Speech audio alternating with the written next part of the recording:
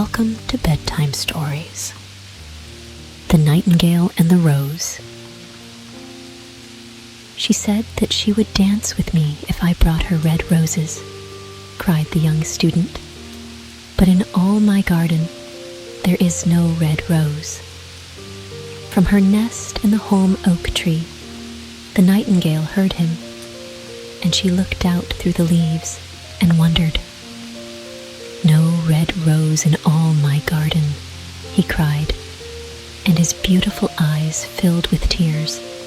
Ah, on what little things does happiness depend? I have read all that the wise men have written, and all the secrets of philosophy are mine. Yet for want of a red rose is my life made wretched. Here at last is a true lover, said the nightingale. Night after night have I sung of him, though I knew him not. Night after night have I told his story to the stars, and now I see him. His hair is dark as the hyacinth blossom, and his lips are red as the rose of his desire. But passion has made his face like pale ivory, and sorrow has set her seal upon his brow.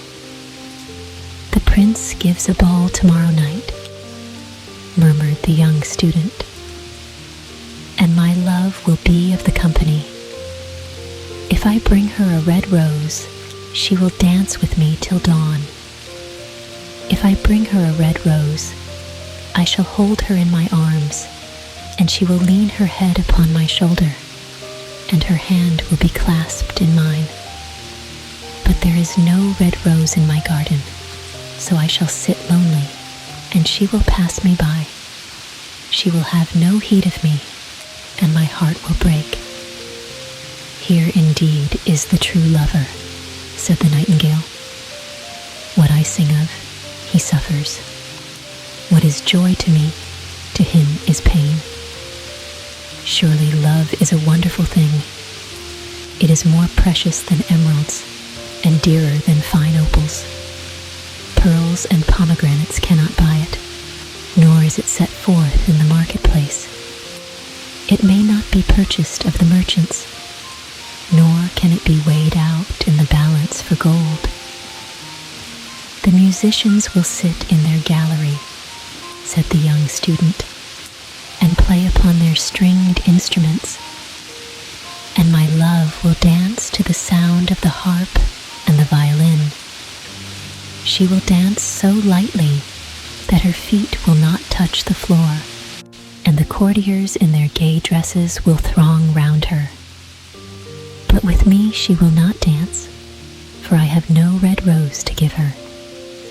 And he flung himself down on the grass and buried his face in his hands and wept. Why is he weeping? Asked a little green lizard as he ran past him with his tail in the air. Why, indeed, said a butterfly, who was fluttering about after a sunbeam. Why, indeed, whispered a daisy to his neighbor in a soft, low voice. He is weeping for a red rose, said the nightingale. For a red rose? They cried. How very ridiculous! And the little lizard, who was something of a cynic, laughed outright. But the nightingale understood the secret of the student's sorrow, and she sat silent in the oak tree and thought about the mystery of love. Suddenly she spread her brown wings for flight and soared into the air. She passed through the grove like a shadow, and like a shadow she sailed across the garden. In the center of the grass plot was standing a beautiful rose tree, and when she saw it, she flew over to it and lit upon a spray. Give me a red rose, she cried, and I will sing you my sweetest song. But the tree shook its head. My roses are white, it answered, as white as the foam of the sea, and whiter than the snow upon the mountain. But go to my brother, who grows round the old sundial, and perhaps he will give you what you want. So the nightingale flew over to the rose tree that was growing round the old sundial. "Give me a red rose," she cried, "and I will sing you my sweetest song." But the tree shook its head. "My roses are yellow," it answered, "as yellow as the hair of the mermaiden who sits upon an amber throne, and yellower than the daffodil that blooms in the meadow before the mower comes with his scythe. But go to my brother, who grows beneath the student's window, and perhaps he will give you what you want." So the nightingale flew over to the rose tree that was growing beneath the student's window. "Give me a red rose," she cried, "and I will sing you my sweetest song." But the tree shook its head. "My roses are red," it answered, "as red as the feet of the dove, and redder than the great fans of coral that wave and wave in the ocean cavern. But the winter has chilled my veins, and the frost has nipped my buds, and the storm has broken my branches, and I shall have no roses at all this year." "One red rose is all I want," cried the nightingale. "Only one red rose.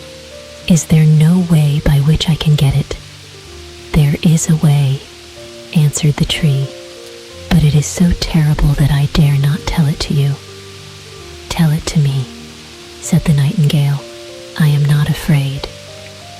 "If you want a red rose," said the tree, "you must build it out of music by moonlight and stain it with your own heart's blood. You must sing to me with your breast against a thorn. All night long you must sing to me, and the thorn must pierce your heart, and your lifeblood must flow into my veins and become mine." "Death is a great price to pay for a red rose," cried the nightingale, "and life is very dear to all. It is pleasant to sit in the green wood and to watch the sun in his chariot of gold and the moon in her chariot of pearl. Sweet is the scent of the hawthorn, and sweet are the bluebells that hide in the valley and the heather that blows on the hill. Yet love is better than life, and what is the heart of a bird compared to the heart of a man?" So she spread her brown wings for flight and soared into the air. She swept over the garden like a shadow, and like a shadow she sailed through the grove. The young student was still lying on the grass where she had left him, and the tears were not yet dry in his beautiful eyes. "Be happy," cried the nightingale. "Be happy. You shall have your red rose. I will build it out of music by moonlight and stain it with my own heart's blood. All that I ask of you in return is that you will be a true lover, for love is wiser than philosophy, though she is wise, and mightier than power, though he is mighty. Flame-colored are his wings, and colored like flame is his body. His lips are sweet as honey, and his breath is like frankincense." The student looked up from the grass and listened, but he could not understand what the nightingale was saying to him, for he only knew the things that are written down in books. But the oak tree understood and felt sad, for he was very fond of the little nightingale who had built her nest in his branches. "Sing me one last song," he whispered. "I shall feel very lonely when you are gone." So the nightingale sang to the oak tree, and her voice was like water bubbling from a silver jar. When she had finished her song, the student got up and pulled a notebook and a lead pencil out of his pocket. "She has form," he said to himself as he walked away through the grove. "That cannot be denied to her, but has she got feeling? I am afraid not. In fact, she is like most artists. She is all style, without any sincerity. She would not sacrifice herself for others. She thinks merely of music, and everybody knows that the arts are selfish. Still, it must be admitted that she has some beautiful notes in her voice. What a pity it is that they do not mean anything or do any practical good. And he went into his room and lay down on his little pallet bed and began to think of his love. And after a time, he fell asleep. And when the moon shone in the heavens, the nightingale flew to the rose tree and set her breast against the thorn. All night long, she sang with her breast against the thorn, and the cold crystal moon leaned down and listened. All night long she sang, and the thorn went deeper and deeper into her breast, and her lifeblood ebbed away from her. She sang first of the birth of love in the heart of a boy and a girl. And on the topmost spray of the rose tree, there blossomed a marvelous rose, petal following petal, as song followed song. Pale was it, at first, as the mist that hangs over the river, pale as the feet of the morning, and silver as the wings of the dawn. As the shadow of a rose in a mirror of silver, as the shadow of a rose in a water pool, so was the rose that blossomed on the topmost spray of the tree. But the tree cried to the nightingale to press closer against the thorn. "Press closer, little nightingale," cried the tree, "or the day will come before the rose is finished." So the nightingale pressed closer against the thorn, and louder grew her song, for she sang of the birth of passion in the soul of a man and a maid. And a delicate flush of pink came into the leaves of the rose, like the flush in the face of the bridegroom when he kisses the lips of the bride. But the thorn had not yet reached her heart, so the rose's heart remained white, for only a nightingale's heart's blood can crimson the heart of a rose. And the tree cried to the nightingale to press closer against the thorn. "Press closer, little nightingale," cried the tree, "or the day will come before the rose is finished." So the nightingale pressed closer against the thorn, and the thorn touched her heart, and a fierce pang of pain shot through her. Bitter, bitter was the pain, and wilder grew her song, for she sang of the love that is perfected by death, of the love that dies not in the tomb. And the marvelous rose became crimson, like the rose of the eastern sky. Crimson was the girdle of petals, and crimson as a ruby was the heart. But the nightingale's voice grew fainter, and her little wings began to beat, and a film came over her eyes. Fainter and fainter grew her song, and she felt something choking her in her throat. Then she gave one last burst of music. The white moon heard it, and she forgot the dawn and lingered on in the sky. The red rose heard it, and it trembled all over with ecstasy, and opened its petals to the cold morning air. Echo bore it to her purple cavern in the hills, and woke the sleeping shepherds from their dreams. It floated through the reeds of the river, and they carried its message to the sea. "Look, look," cried the tree, "the rose is finished now." But the nightingale made no answer, for she was lying dead in the long grass with the thorn in her heart. And at noon, the student opened his window and looked out. "Why, what a wonderful piece of luck," he cried. Here is a red rose. I have never seen any rose like it in all my life. It is so beautiful that I am sure it has a long Latin name," and he leaned down and plucked it. Then he put on his hat and ran up to the professor's house with the rose in his hand.